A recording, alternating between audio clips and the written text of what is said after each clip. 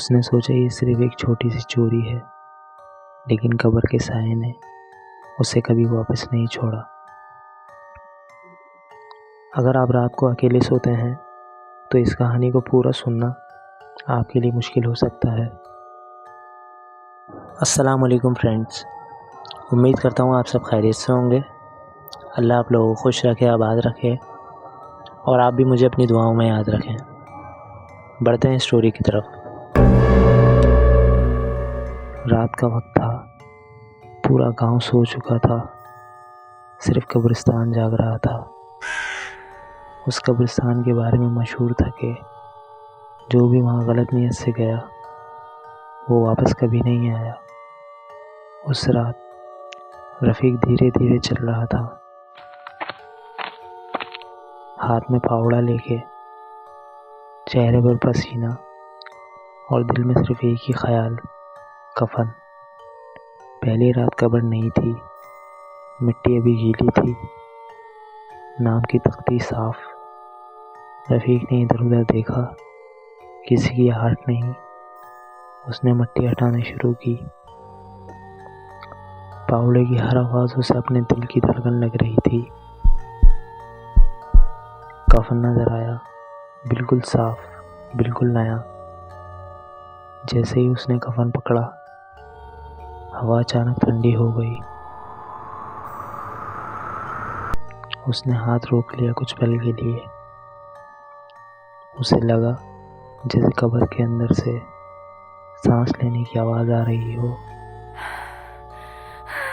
रफ़ीक ने अपना डर दबा दिया और कफन खींच लिया और वहाँ से भाग गया। उस रात उसने पहली दफ़ा पैसे कमाए और इसी के साथ उसका डर भी मर गया। दूसरी रात रफ़ीक ज़्यादा हिम्मत के साथ आया। इस दफ़ा कब्र पुरानी थी, मिट्टी सूखी लेकिन हवा भरी। जैसे ही उसने कब्र खोली, उसे महसूस हुआ जैसे कोई उसे देख रहा हो। कफन उठाते वक्त उसके कान के पास एक धीमी आवाज़ आई, मुझे मत छूना।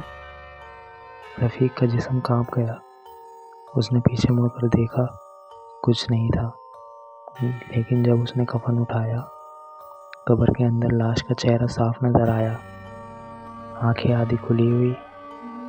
कब्र के अंदर लाश का चेहरा साफ नजर आया, आंखें आधी खुली हुई। रफ़ीक ने आंखें बंद की और भाग गया।